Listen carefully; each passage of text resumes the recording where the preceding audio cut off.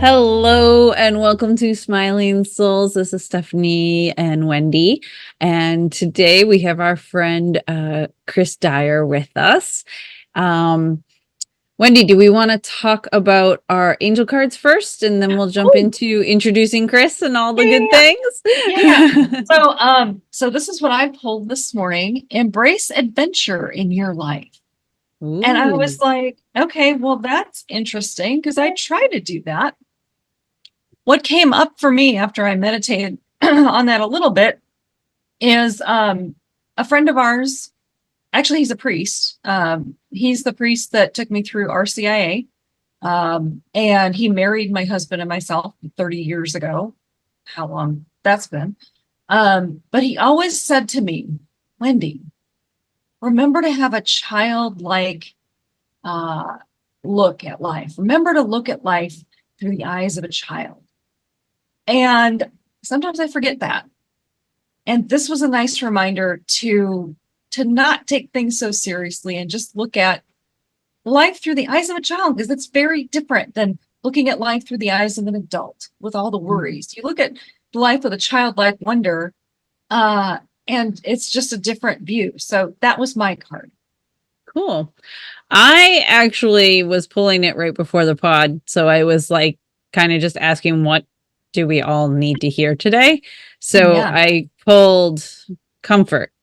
So this one, I think it always applies to everybody to know, but I feel like it might be for someone else listening. Archangel Azrael says, I am with you in your time of need, helping you heal, helping your heart to heal. Even the strongest person experiences upsetting situations, and there's no shame in taking time to heal your heart. This is a good time for quiet reflection upon your true feelings. Write them down in a private journal and then call upon me to bring comfort to your heart and mind. I can help you sleep better at night and put your mind at ease. And I just think that that's beautiful. I mean, I think probably it could apply to people who are overwhelmed and just stressed about something.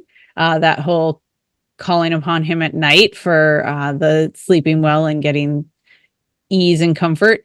But then probably the people who need that help healing their heart. I think that's beautiful either way. It's gorgeous. It's gorgeous. And so, hey, Steph. Yeah.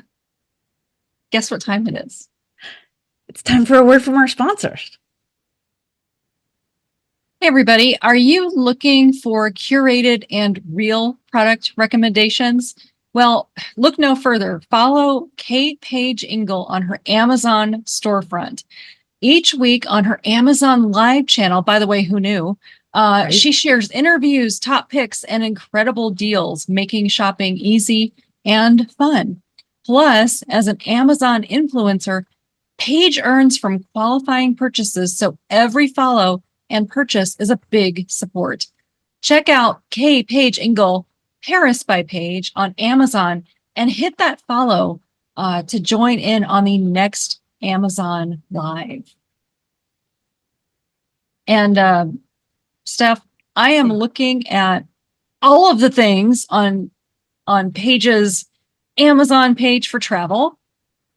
So cool, right? Like, I didn't know that there was all these things. I mean, like, come on. She's got compression packing cubes, rose colored. She has got an electronic organizer travel case that's also pink. And she's got these door stopper things, because I always worry when we're traveling, like if someone's gonna like break in or something. So yeah, $9.99 for a little sense of security. Who doesn't need that? She has a airplane window organizer. What? I know. She really does know how to do the things. Dude. She's the best. And I knew nothing about Amazon Lives, and I have to say they're so cool because now I watch them because of her. And you should totally check it out. Totally. Go check it out. Paris by Paige. Gorgeous. It's gorgeous. And so I'd like to jump right in and introduce our friend, our polka dot sister, how should I say this? My spiritual guru. Because Chris and I always have such rich, impactful conversations that just lift me up to a higher level every single time. And so, Chris, tell us more about yourself. So I'll let you take it from here, my friend. Well, thank you. And first of all, I like to diffuse the word guru because that elicits the ego. And I aspire to be a soul guide by your side. And so those of us that have done a certain amount of work may have done more work or have gone through different portals of understanding, self-understanding. And so there's no judgment of where we are in our personal journey. So I'm grateful to create heightened awareness. I'm grateful to be able to flip on switches and open up new portals of curiosity, because that's really what it is. And so I'm very, very cognizant and mindful of keeping my ego tame and quiet and leading and listening from the heart and speaking from the heart. So we are all peers here, and we just all have different levels of understanding, and we link arms, which means we walk side by side. No one of us walks in front of the other. If anything, I will walk behind to make sure no one's left behind. But I don't aspire to having a greater place in front of someone else, if that makes sense. So even that's a whole topic for another conversation. I mean, yes, it's great to be in leadership. There are times, particularly to lead, but also a time to recognize when to be support. And a great leader also knows how to be a great follower, and learn and discern. So yeah. But thank you. What is your next question? That was a lot, right? I mean, really, because when you're in a personal discovery journey. And so as you're asking questions of other women and men who have different levels of understanding, we can learn from each other. And it's just like old philosophers, old spiritual teachers, even educational teachers. It's all part of our development in our education. And just becoming more in tuned and self-aware, that's really where the most important work we'll ever do. And that's where we glean inner peace. And we also understand that once we claim that inner peace, then we get to protect it at all costs. It's like energetic boundaries. Yeah. I love whenever we connect, because we're kind of like two big dorks who just love to geek out about all sorts of things. I think one of the first times I saw you speak, you were talking about more like very like scientific-y kind of stuff in a cool way. And I just love the way your brain works. And why don't we start with you just kind of sharing a little bit about your journey of where you've been, where you're going, and like how you got to this lady who is embracing being this soulful, kind, generous human that was just sharing with us how she likes to support people. When we zoom out and look at the big picture of our lifeline, we really glean the perspective. And it takes time to do that, the introspection and the reflection to self-examine. That way we understand. And a lot of times people don't understand why they are, where they are, how they got here. And there's I actually wrote a chapter for an anthology that never got published. But then in hindsight, I recognized that was for me, not for anybody else. Yeah. And it was called the Prosperous Pause. It was allowing myself to take a time out, because I was becoming very self-aware in my own body, where in a stress state, which is the state of our society, our culture, in our country, particularly third world, so not third world, Western culture. Yeah. We are in a perpetual stressed and anxious state. We are in a state of burnout. So our personal responsibility means that we get to take a look at what our responsibility is and how we got to where we are. Mm-hmm. And I was feeling it in my body. I had moved 3 times in 2 years. I was a woman who was always supporting everyone else, which as women, we do that. That's part of our conditioning, our classical conditioning and programming, taping, all the things. And I was starting to feel some angst and anxiety in my body because I was working on a particularly big goal to support my husband. And it occurred to me, it's like, I'm getting these palpitations, I'm getting this pit in my stomach. And I actually stopped and just sat back in my chair. It's like, oh my gosh, there's the lesson. There it is right there. And my body was trying to tell me, and all these years I had not paid attention. Mm-hmm. And our attention is our most valuable asset. Mm-hmm. And what I've also gleaned from this 5-year journey of this volume of my life is I paid a lot of attention to marketing and tactics and being in the entrepreneur space. And I recognize there's a fine line between marketing and manipulation. Mm-hmm. I find out when we are in a stressed and vulnerable state, how easily we are manipulated because we don't know better.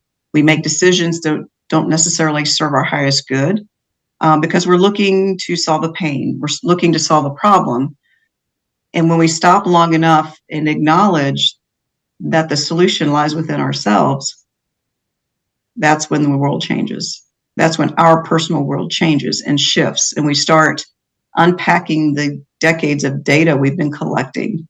We start taking time to understand ourselves. We deprogram, unlearn, and then relearn truly what moves us and motivates us to create long-lasting change, to create the capacity and sustainability to go longer, more fulfilled, model what that looks like so that others may in turn also take heed, notice, start paying attention.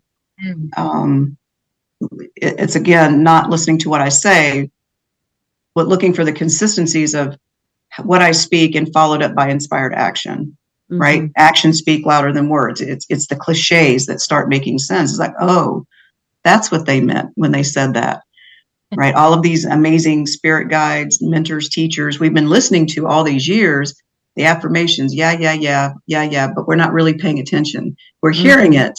We're not implementing it and applying it. Yep. So it's like they say, knowledge is cheap. Applied knowledge is wisdom. Yes. So that's the biggest part of my journey in consolidating the learning in my last 5 years. I've truly collapsed time. Not the same person I was 5 years ago. Would I want to go back? Absolutely not. Yeah. I would not ever. I wasn't meant to. We're meant to expand. We're meant to explore. We're meant to experiment. And so over my lifeline, I've been a teacher and a scientist. A scientist is always in the observer, never in the judger. And so when I teach, one of the first cues that I help people is where are they judging themselves? Because that gets deflected and reflected in everything else they do on other people, their businesses, their relationships. I mean, everything. It clouds the judgment. No pun intended. So I'll let you ask questions because I have a tendency to continue to talk. And this is an open dialogue, right? Right. Okay, did I say something? Did it open up an idea that you wanted to ask more questions about? Exactly. Yeah. Let's see. So you are also a super creative human. How do you use your creativity in your life to keep, I'm just going to leave it at that. How do you use your creativity in life? Well, in this 5-year journey, I recognized that creativity was a healing modality for me.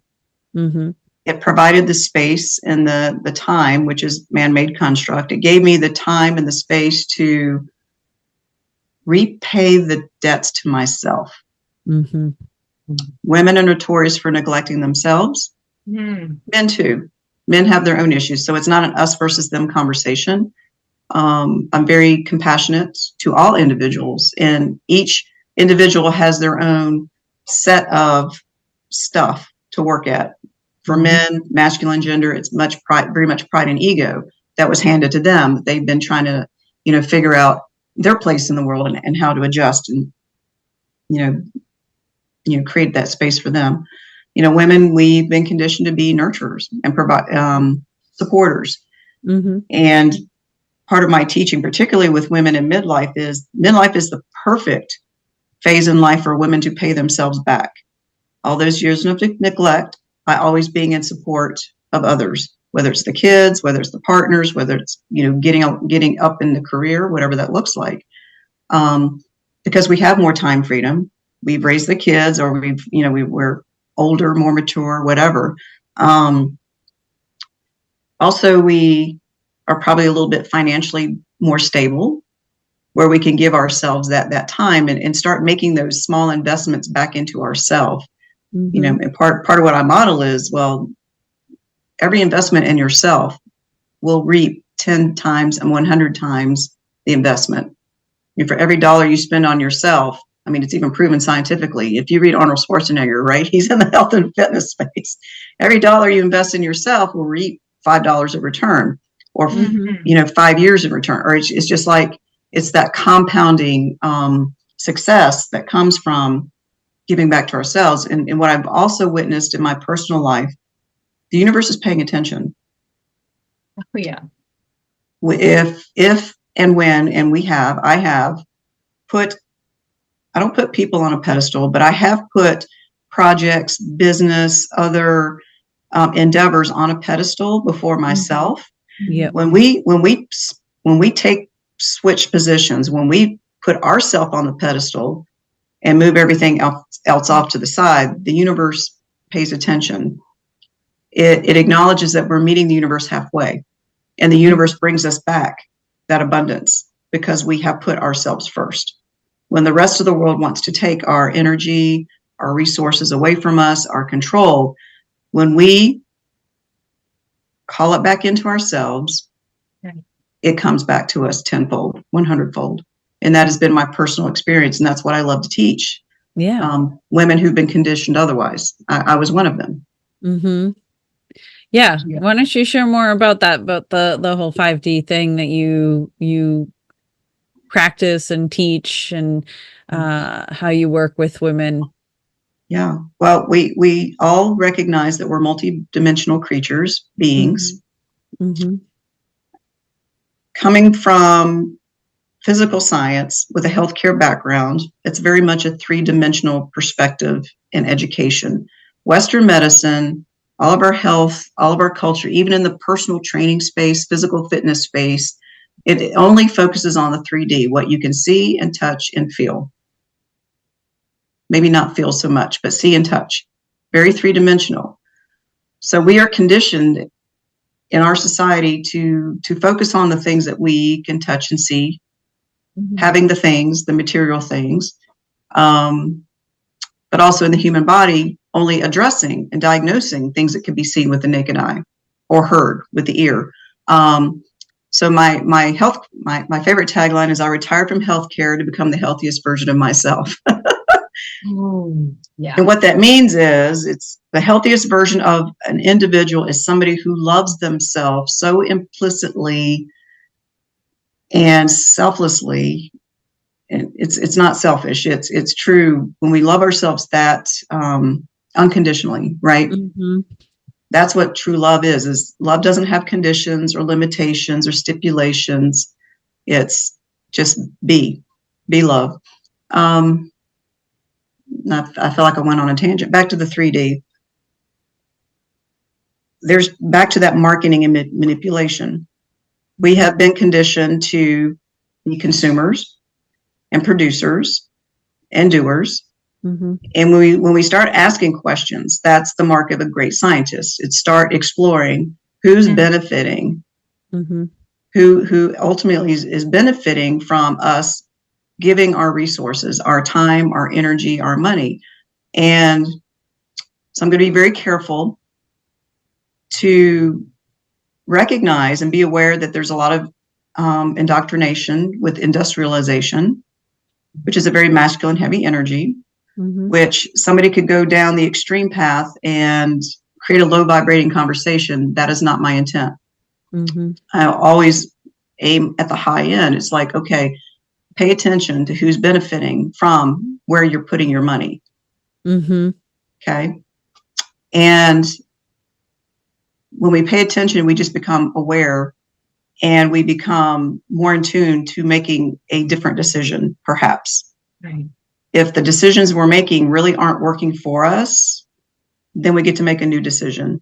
Mm-hmm. You know, a very beautiful spiritual teacher I worked with a couple summers ago, her statement was, time doesn't heal all wounds.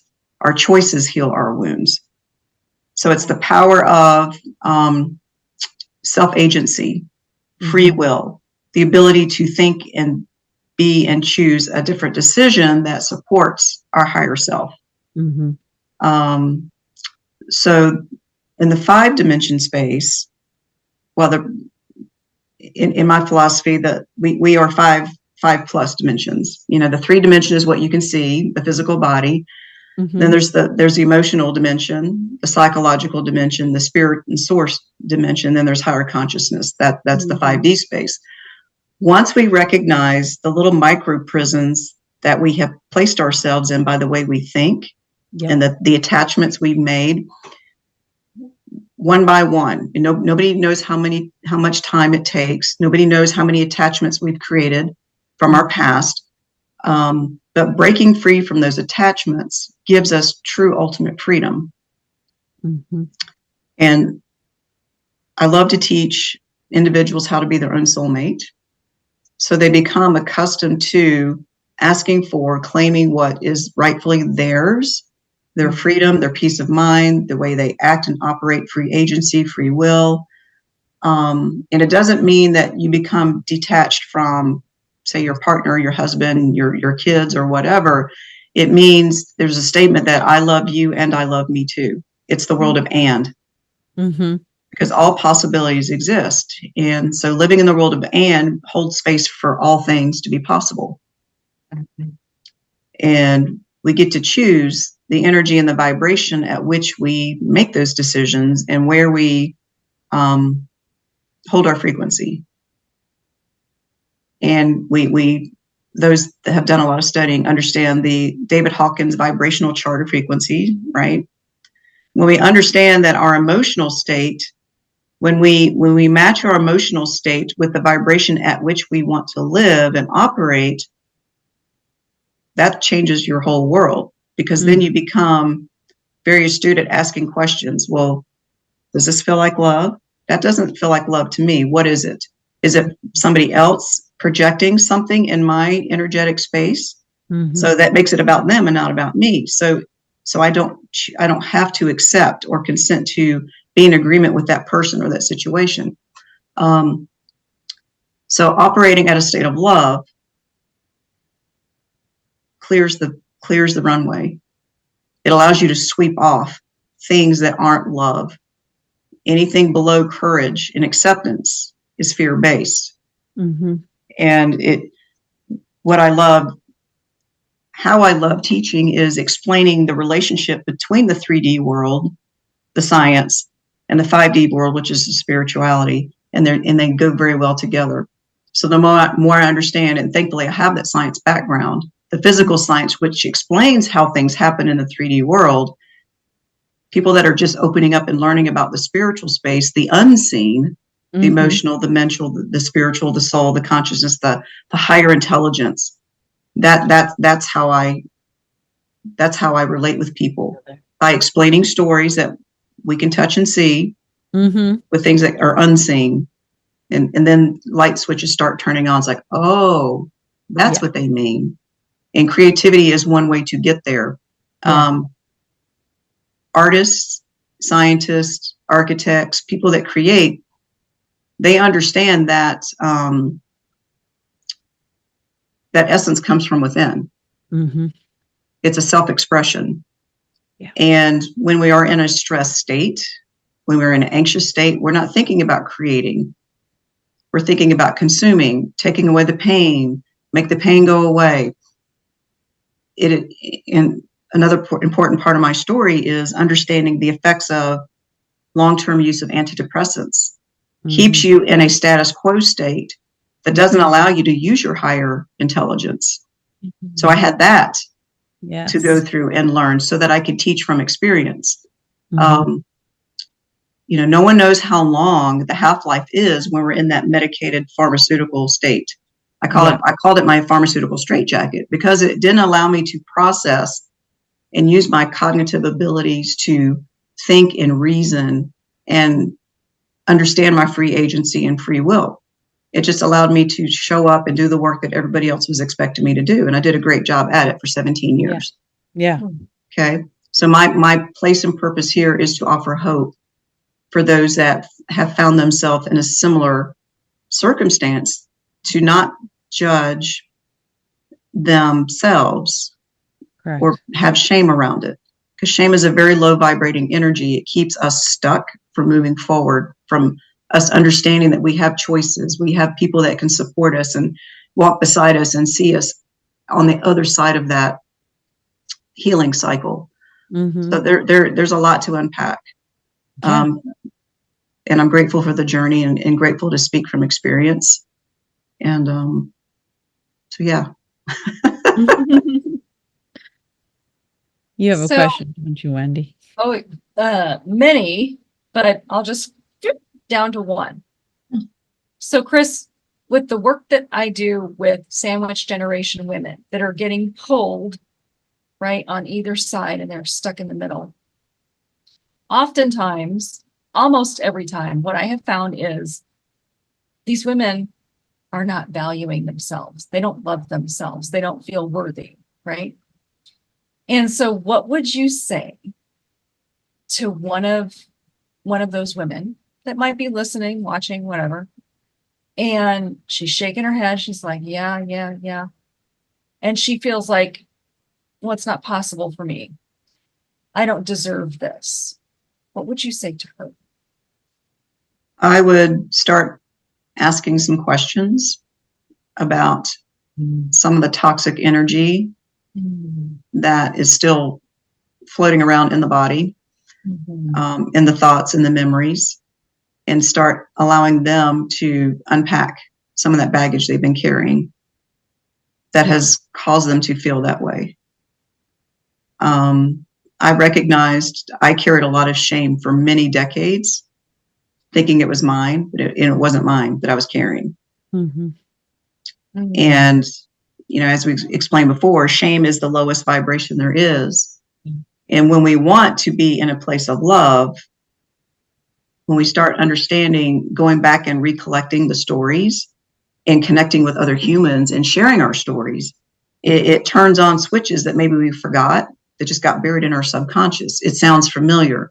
Also, understanding our triggers and our emotions. And I use two tools a lot. It's the emotional wheel, because a lot of times we don't know what to call it. We're feeling something, but we don't know what to name it.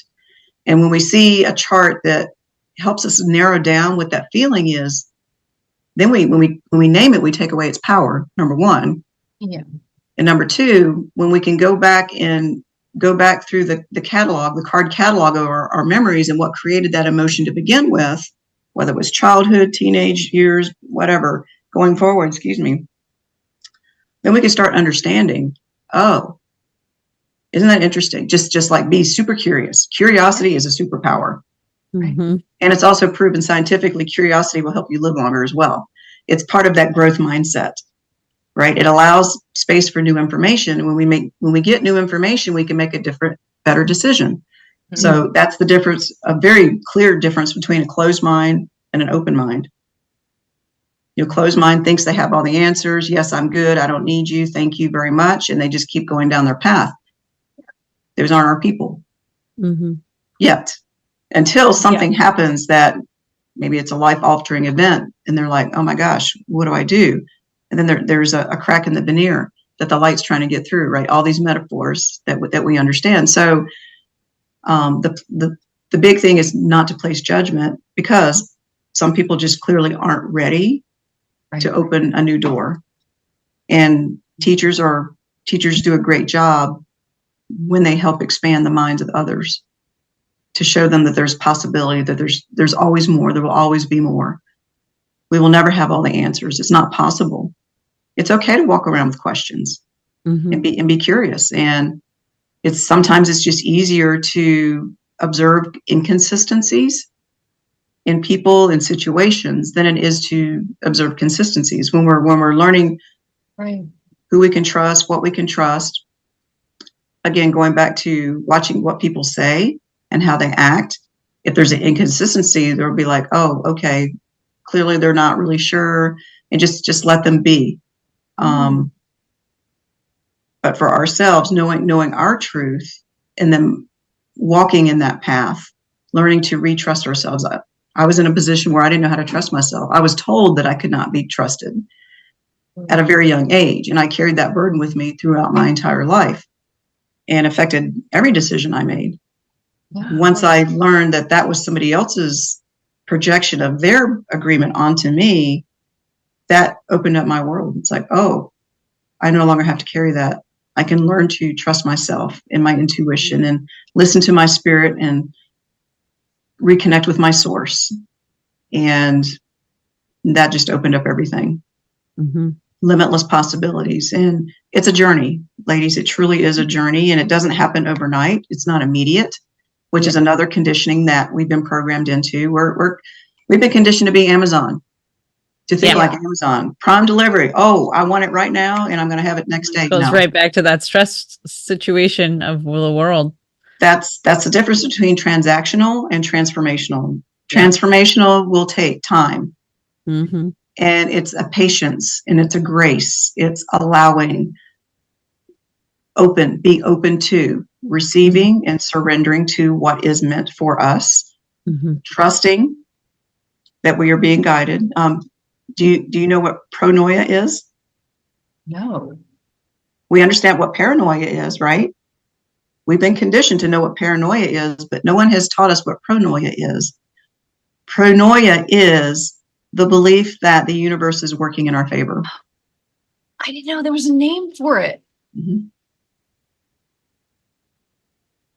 I love that. Mm-hmm. Yeah. Very cool. Yeah. I mean, just like Gabby Bernstein wrote a book about it. How many years ago? The universe is working in my favor. The universe has your back, right? Mm-hmm. See, other teachers, poets, guides, they've said it before. It's all been written. Now we're just paying attention. It's like, that's what that means. And now we're starting to collect all this confirming data at a quicker pace, and the lessons come faster. And that's how you collapse timelines. That's where you become multidimensional, is when we release the hold on what we can see and touch, and hold on to the things that we can't see. Yep. The inner world is so much more vast than anything that we can touch and see in our 3D space. Mm-hmm. We become untouchable. No one, nothing can knock us off of our game, of knowing our truth. Mm-hmm. And what a tremendous, powerful confidence that becomes of a woman who can hold her ground. And it's not about ego. Right. It's about undeniable, unconditional love and confidence in yourself. And when you get that, you want that for everyone. Right. When they're ready. Not everybody's ready, right? Everybody is pacing themselves. Are they attached to their belief on things external from them, as we've been conditioned?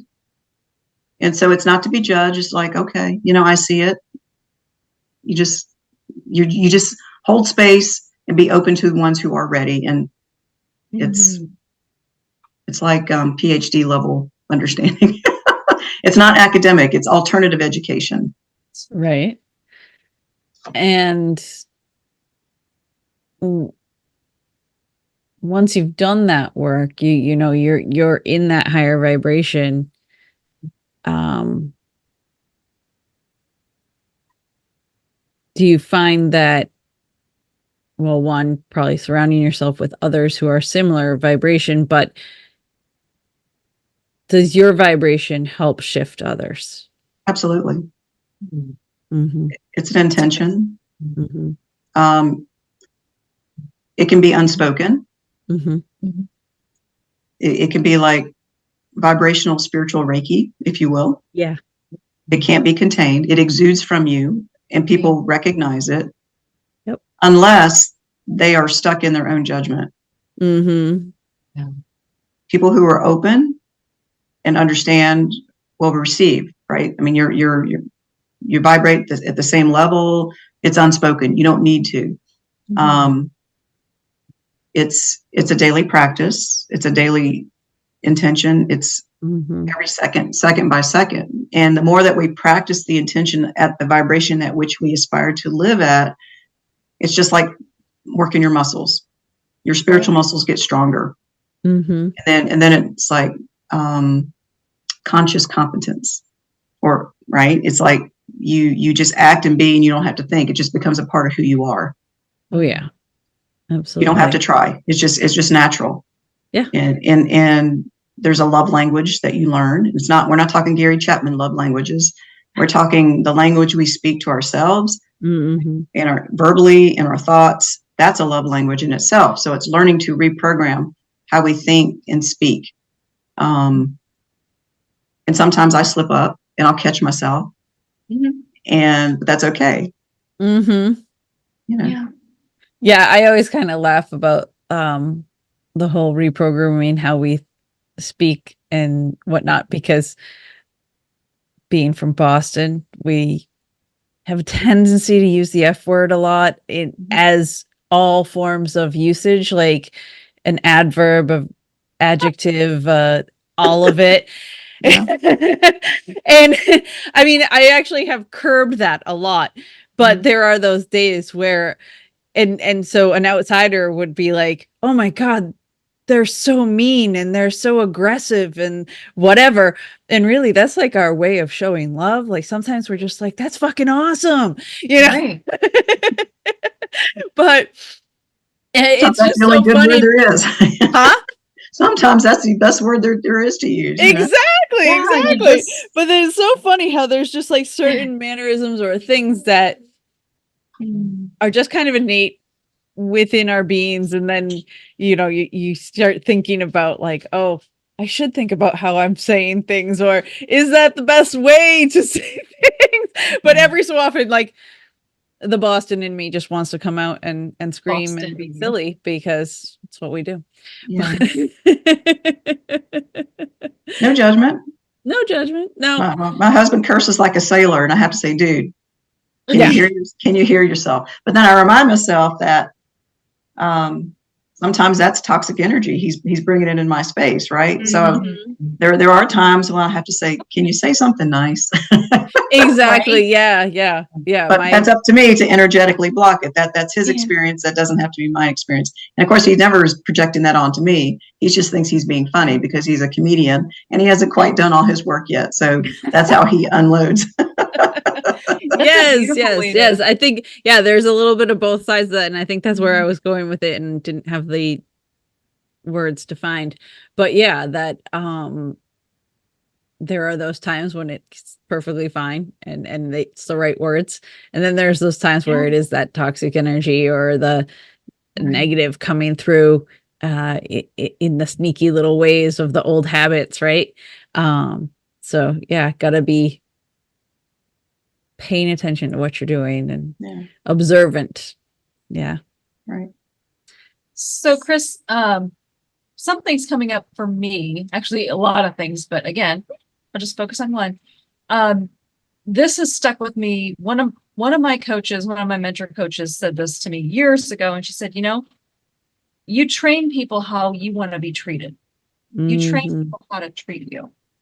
And so, my question is, when someone becomes aware of that, my husband's not treating me right, my kids are not treating me right, my whatever, right? And you realize that, I'm like, ooh, I deserve better. How do I train people to treat me better? What's your take on that? Well, what's true for you must also be true for them, to be in integrity. Boundaries is a thing that we get to practice and exercise utilizing. And going back to the I love you and I love me too. You know, I've actually had to use my own boundary training. And boundaries, I use the word lightly. Boundaries, I feel, in my perspective, are they're kind of like a playpen. Mm-hmm. Okay. There's holes, you can breathe, you can see outside of them. They're not intended to be barricades where you shut people out. Yeah. And I think a lot of people misinterpret what a boundary is. Yeah. Boundaries means that you have self-agency and free will and power to let people in or not. Mm-hmm. Right. But we also, by modeling that for ourselves, we also get to remind others that maybe they could benefit from creating some of those energetic boundaries because they've gotten projected upon and they've just like spewed it back onto us, right? Mm-hmm. So we're modeling change at a generational level, even. Mm-hmm. You know, I had to do this with my own mother, for instance, because she is one of the primary sources of a lot of the healing and unprogramming that I had to do. And I had to tell her, you know, she was saying some words and some things to me that in the past would have belittled me, kept me small. Yep. And I remind her, like, you know what? There's nothing about me that thinks or plays small. I love you and this conversation's over. Yeah. And I didn't hang up rudely. I just like, this conversation's over. And then I hung up. That drew a line in the sand where I was creating a boundary where I was no longer willing to accept those words that she just like, she didn't think anything of them. Mm-hmm. And yet have the profound effect throughout my whole lifeline. And this has only been in the last couple of years. So all this work is just really accelerating. And I didn't know about boundaries, really. Mm-hmm. Didn't know how to use them properly. But I let her know what was no longer appreciated or appropriate. Mm-hmm. But it also allowed me to create space in a higher awareness and elevated the relationship I had with my own daughter. Well, if it's true for me, for my mother to create that boundary, that means I also get to express it and give my daughter that same space as an adult. Mm-hmm. Okay. To be in integrity means that what we say and act and do shows up everywhere. Yeah. In our relationships, behind us, in front of us, beside us, whatever that looks like. So when we learn to create and claim that free agency for ourselves, then we want it for our daughters. We want it for our grandkids. We want that for everyone. And everybody's healthier, everybody's happier, everybody gets to live in a judgment-free space to think and act and do. And I hope that answered your question. 100%. Yeah. Okay. I think it's a very important what you just said of what you want for yourself, you have to give to others. Mm-hmm. Yeah. And I just feel like that had to be repeated because that is, I feel like you run into so many people who start doing work on themselves and they stay stuck in a selfish mindset, ego-driven mindset. Mm-hmm. And it ends up causing more friction than creating the freedom, shall you say, you know? Well, that comes with regulating and taming the ego. Mm-hmm. And if we're living from here, always making decisions from here, then we don't have to worry. Exactly. We don't have to worry how somebody else is going to perceive it or take it. It's on them if they took it in a different way. But if people know where you're coming from a place of love, right, and non-judgment, then usually you don't have to worry. That diffuses about 99% of just perceived maybe misunderstandings or whatever. It's like, no, I didn't, you know, you can release or the obligation to worry about how it landed on somebody else. Yeah. When you know you came from the right place, right, you just surrender and just allow it to be what it's going to be. And we can't take on everybody else's garbage and drama. Mm-hmm. So that's been a part of the work, is releasing, understanding what's mine and what somebody else's, right? That's a boundary. Oh yeah. That's huge. Michael J. Fox said something, again, always stuck with me. He said, you know, it's none of my business what anyone else thinks of me. Mm-hmm. And really, it's right. That's their opinion. That's their stuff. What you know is true about you is true about you. What somebody else thinks, that's their thing. There's such freedom in releasing all of those former attachments of worrying about what other people think and perceive you. That's a flippin' heavy. That's a garbage truckload. Just saying, right? Right. I clean that one up. That's a landfill. That's a landfill. That's a landfill. Yes, but imagine we all have our own landfills Oh yeah. of garbage. Right. We're just clearing out of our amazing space, and what freedom we have to create and do amazing things when we don't have all that large sitting around in our spiritual space. Mm-hmm. So anyway. And I love what you said about your mother and how you said no.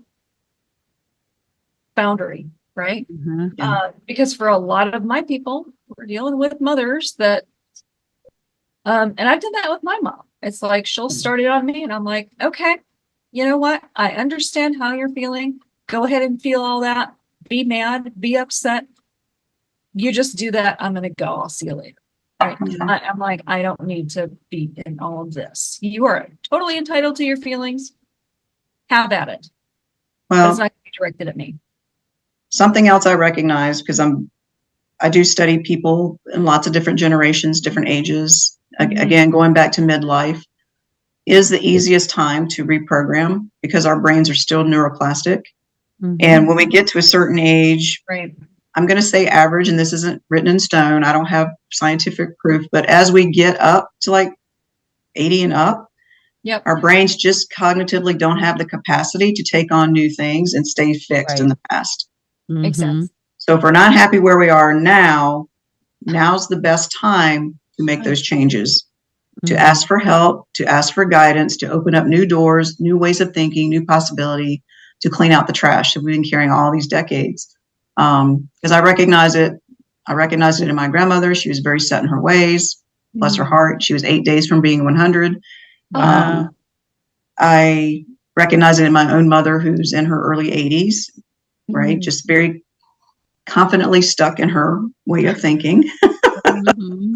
I'm not here to change her mind. Exactly. That I don't have to agree with everything. I don't have to consent to receive whatever she wants to project in my direction. But I can just observe and acknowledge. It's like, yeah, I don't want to. I want to stay open and curious as long as I live, and hold that space. Curiosity will save your life. Yeah. Well, so. Chris, how can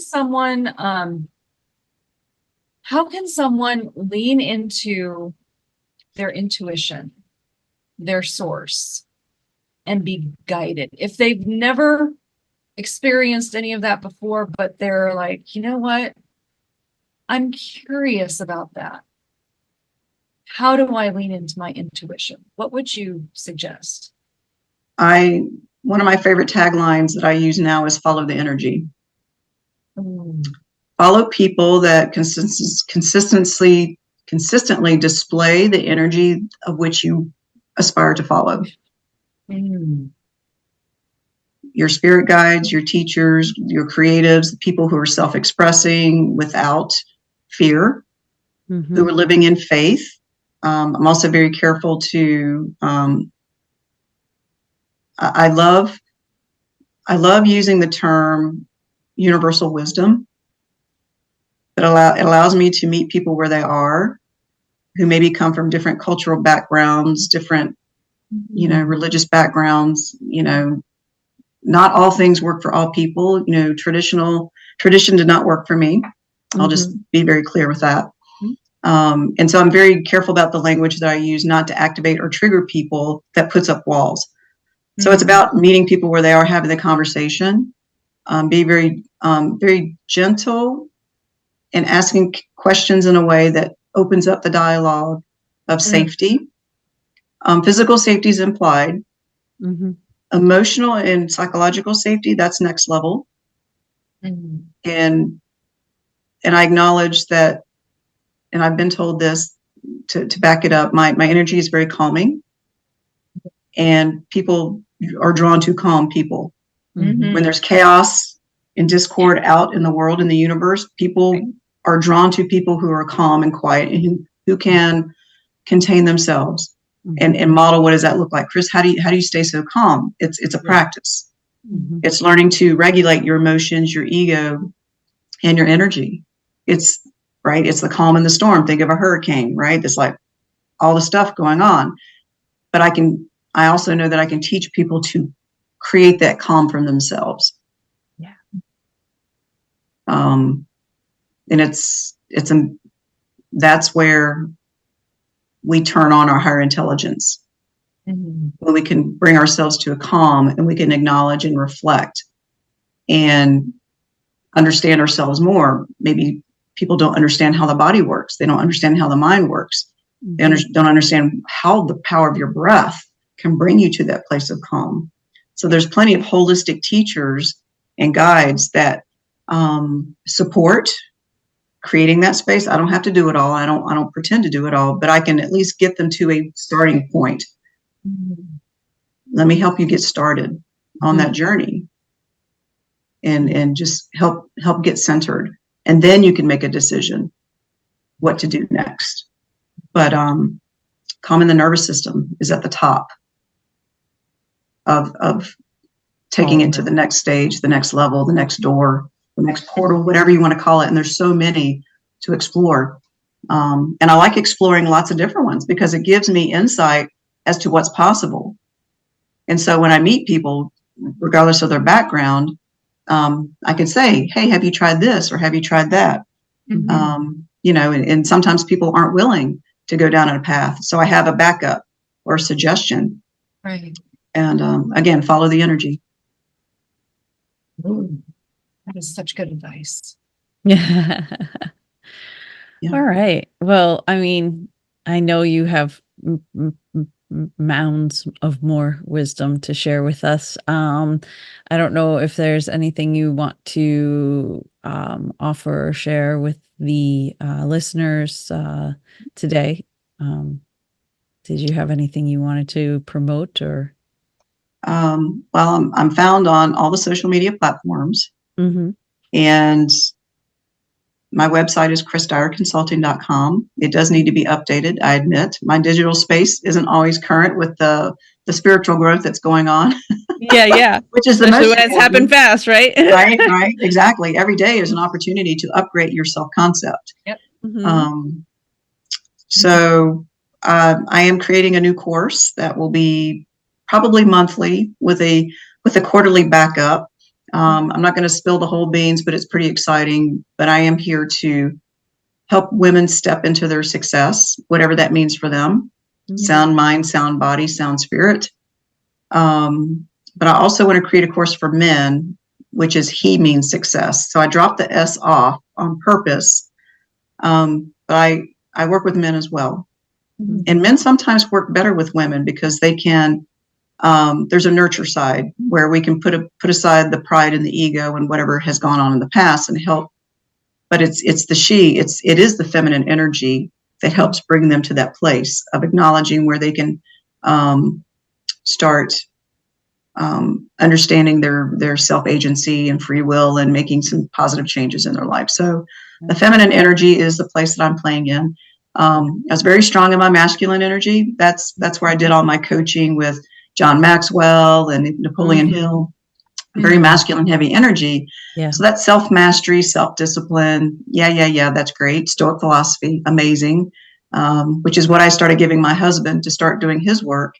But now that I'm solid in that, I've stepped into the feminine energy and wisdom, which is the magic and the mystery. Right. So all of that plays very beautifully together. I love that.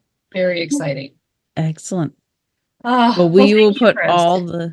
we'll put all the information in the notes. And what were you going to say, my friend?